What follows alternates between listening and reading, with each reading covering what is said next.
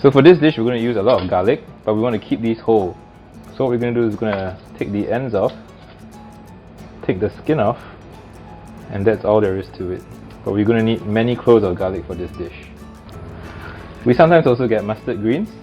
A lot of people don't know what these are for. They actually use this to make kiam cai. So we just have to pluck the leaves off, avoiding any parts that have gone bad or have major discoloration on it. We want to trim off all the edges here that have dried out,